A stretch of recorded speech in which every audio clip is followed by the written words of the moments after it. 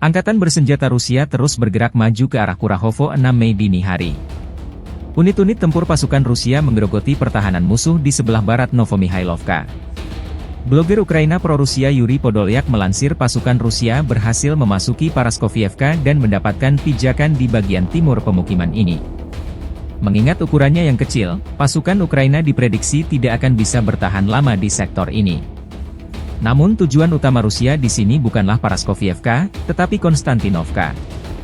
Di mana Konstantinovka adalah pusat logistik terpenting angkatan bersenjata Ukraina ke arah ini. Kehilangannya akan berdampak paling buruk pada pertahanan musuh di area Ugledar, tulis Yuri Podolyak di akun Telegramnya 6 Mei 2024. Sementara dari sektor Ocheretino, kontak senjata kubu Rusia dan Ukraina nyaris berhenti diprediksi akibat hari libur Paskah. Sementara di selatan Ocheretino, pertempuran dimulai di pinggiran Novopokrovka. Di bagian utara Ocheretino, setelah jatuhnya Arkhangelsk ke tangan Rusia, pasukan Volodymyr Zelensky memusatkan seluruh perhatian pada sektor depan di daerah Novoalexandrovka. Ini adalah titik paling rentan bagi garis pertahanan angkatan bersenjata Ukraina. Dan Ukraina diprediksi mempertahankan wilayah ini dengan kekuatan penuh. Pertempuran sengit diprediksi pecah di sini selama beberapa pekan ke depan.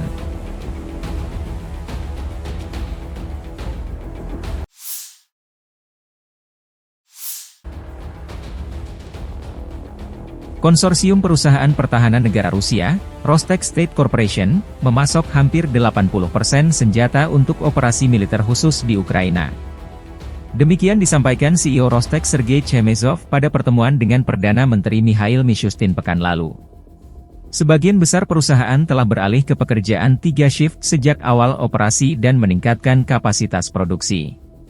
Senjata untuk pasukan Rusia disediakan khususnya oleh United Aircraft Corporation, Russian Helicopters Holding, High Precision Complexes Holding, Uralvagonzavod, pembuat senjata Kalashnikov, Teknodinamika, United Instrument Manufacturing Corporation, Radioelectronic Technologies Concern, katanya.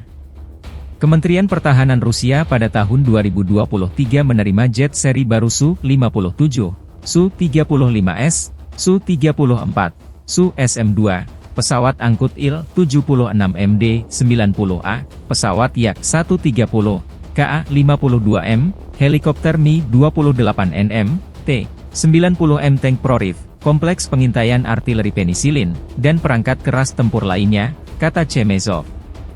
Perusahaan negara Rusia, Rostec State Corporation, membukukan pendapatan hampir 2,9 triliun rubel, 31,6 miliar dolar Amerika, pada tahun 2023. CEO Sergei Chemezov mengungkapkan hal tersebut pada pertemuan dengan Perdana Menteri Rusia Mikhail Mishustin. Pendapatan tersebut sepertiga lebih tinggi dari tahun sebelumnya.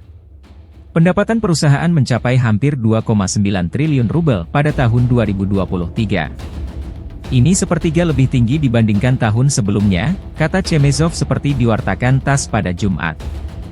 Ia menambahkan, pendapatan non-pertahanan juga meningkat pada tahun 2023 hampir 1 triliun rubel, 10,92 miliar dolar Amerika.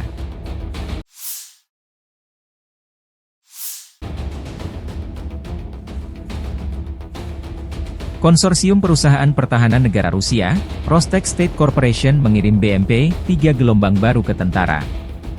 Video dipublikasikan beberapa waktu lalu. Kurganmashzavod, bagian dari perusahaan induk Rostec, kompleks presisi tinggi, mengirimkan batch berikutnya kendaraan tempur infanteri generasi ketiga BMP-3 sebagai bagian dari tatanan pertahanan negara.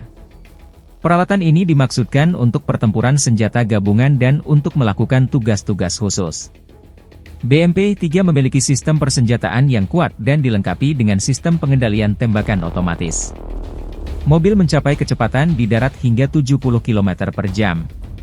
Sebelumnya, Roman Hromov, Wakil Direktur Eksekutif Perintah Pertahanan Negara dan Kerja Sama Teknik Militer di Kurganmashzavod, menyatakan bahwa kendaraan tempur infanteri Amerika Bradley benar-benar kalah dengan BMP-3. Studi terhadap kendaraan tempur yang disita menegaskan bahwa BMP-3, dari segi totalitas karakteristik, daya tembak, mobilitas, kemudahan pengoperasian, pemeliharaan, dan perbaikannya, satu tingkat lebih unggul dari BMP Amerika, ujarnya. Selama 2 tahun, Kurganmashzavod telah meningkatkan volume produksi peralatan militer, meningkatkan sampel untuk memenuhi tugas yang ditetapkan oleh Kementerian Pertahanan Rusia.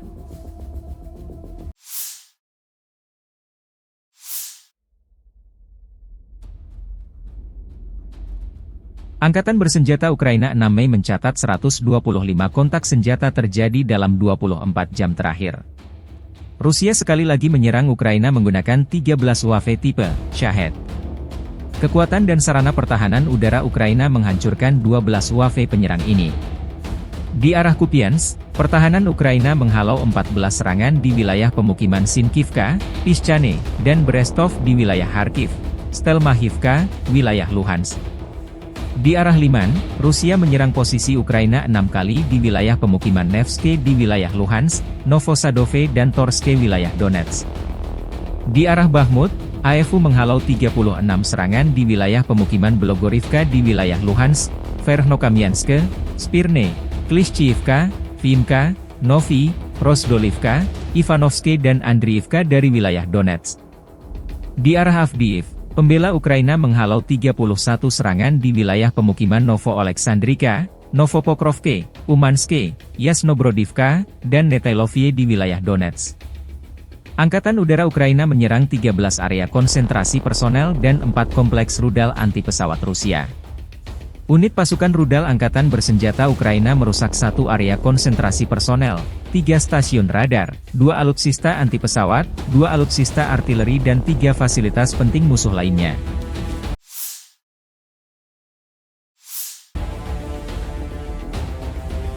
Staf Umum Angkatan Bersenjata Ukraina 6 Mei melansir militer Rusia total kehilangan 475.300 tentara di Ukraina sejak awal invasi besar-besaran 24 Februari 2022. Jumlah ini termasuk 1.040 korban yang diderita pasukan Rusia selama sehari terakhir. Pasukan Vladimir Putin juga total kehilangan 7.380 tank, 14.213 kendaraan tempur lapis baja, 16.477 kendaraan dan tangki bahan bakar, 12.250 sistem artileri, 1.057 sistem peluncuran roket ganda, 791 sistem pertahanan udara, 349 pesawat terbang, 325 helikopter, 9.683 drone, 26 kapal dan perahu, dan 1 kapal selam.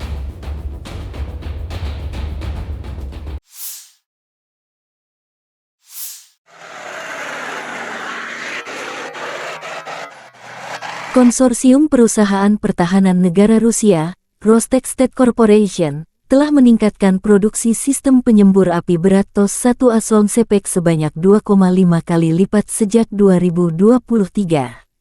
Hal ini dimungkinkan berkat perluasan kapasitas produksi, transisi ke operasi 24 jam dengan jadwal 2 shift dan peningkatan jumlah personel. Tidak seperti sistem artileri, yang terutama digunakan untuk menghancurkan sasaran terbuka, sistem penyembur api berat dapat menembak ke posisi musuh yang tertutup dan dibentengi, ruang galian, kotak obat, dan bunker. Prinsip pengoperasian Solnsepek dijelaskan oleh seorang prajurit Rusia di video lain. TOS-1A dengan basis tank T-72 merupakan versi penyempurnaan dari generasi sebelumnya TOS-1 yang telah digunakan oleh Angkatan Bersenjata Rusia sejak 1988. TOS-1A masuk jajaran Dinas Angkatan Bersenjata Rusia mulai 2001 dan telah diekspor ke 4 negara, yaitu Armenia, Azerbaijan, Irak, dan Kazakhstan.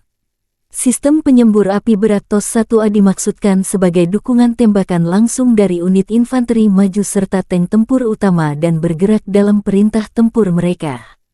Ini sangat efektif melawan personel yang sudah mengakar. TOS-1A digunakan untuk membersihkan bangunan, benteng lapangan, dan bunker. Senjata ini juga efektif melawan kendaraan lapis baja ringan. Sistem penyembur api berat umumnya mirip dengan sistem roket peluncuran ganda, tetapi TOS-1A menembakkan berbagai jenis roket dan memiliki jarak tembak yang jauh lebih pendek. Elemen utama dari sistem TOS-1A adalah kendaraan peluncur BM-1. Dibandingkan dengan TOS-1 asli, sejumlah tabung peluncuran dikurangi dari 30 menjadi 24, disusun dalam 3 baris yang masing-masing terdiri dari 8 tabung. Tabung peluncuran baru lebih panjang dibandingkan dengan sistem penyembur api berat sebelumnya. Setidaknya ada 2 jenis roket 220 mm, panjangnya 3,3 dan 3,7 meter dan berat masing-masing 173 dan 217 kg. TOS-1A menggunakan roket yang lebih panjang dan memiliki jangkauan yang lebih jauh dari pendahulunya. Jarak tembak maksimum ditingkatkan menjadi 6.000 meter. Jangkauan minimum adalah 400 meter. Setidaknya ada 2 jenis hulu ledak, pembakar dan termobarik. Senjata termobarik juga disebut bahan peledak vakum atau bahan bakar udara. Amunisi jenis ini melepaskan awan besar gas yang mudah terbakar dan menyebabkan ledakan besar.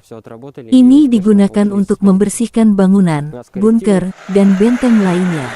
Sistem penyembur api berat TOS-1A meluncurkan 1 roket, atau sepasang 2 roket dalam waktu 0,5 detik.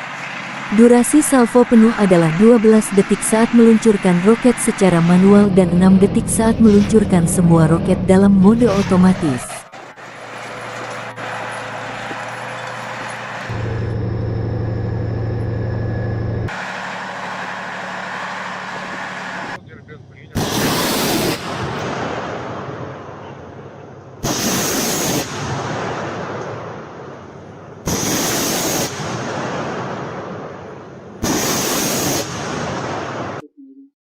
Ну, прям туда. Прям по цели. One.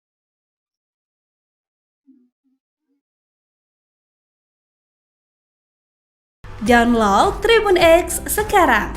Menghadirkan lokal menjadi Indonesia.